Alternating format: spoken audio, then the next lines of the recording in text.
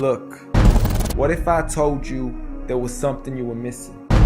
What if I told you that Jesus doesn't really fit into your description? What if I told you that follower of Christ doesn't automatically mean Christian, and just because you believe in faith doesn't mean Jesus didn't believe in submission and conviction?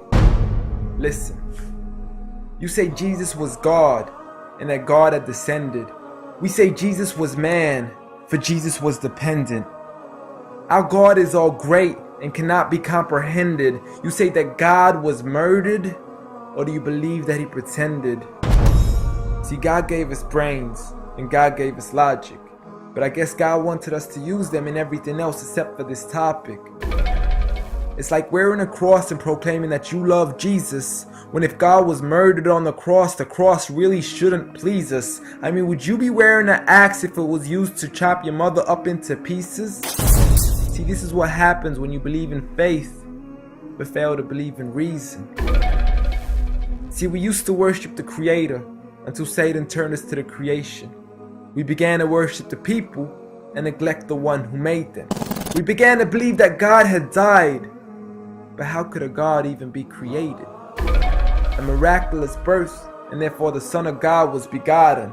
See, the creation of Jesus was easy, but you seem to have forgotten that God says be, and it is, just like with Adam, a concept too complex for the church to merely fathom. But he was the creator of the universe, for all we know, even more.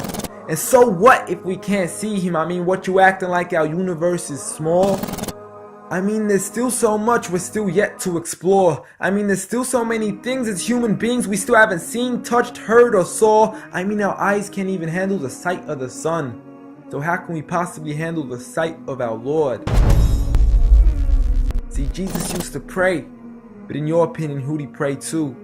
I mean, if Jesus was God, surely prayer would be of no use. Or did he only require it when he needed to know the truth? Like when God wasn't sure whether it was the season of the fruit. Or maybe he prayed when there was something he couldn't do. Like when he said, I of myself can do nothing. But you took it as there's nothing he couldn't do. See, no one used to worship Jesus, so ask yourself, why do you? A concept so straightforward, but has left so many confused.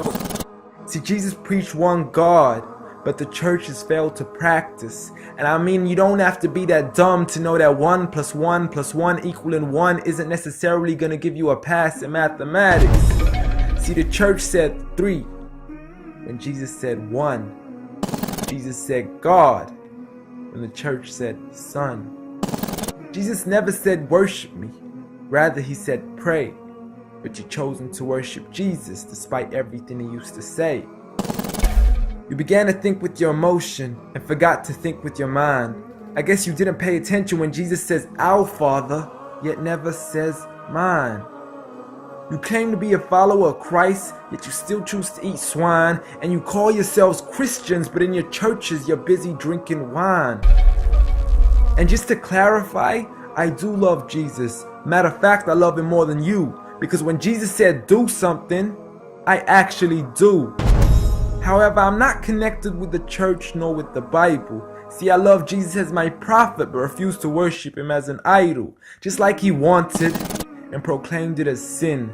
So it doesn't really matter if they don't let him in, because Jesus wouldn't even want to be in the presence of people worshiping an idol of him.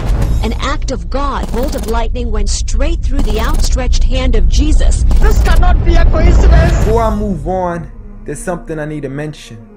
The worshiping of Jesus is a man-made invention. He never asked for your worship so he can grant you protection.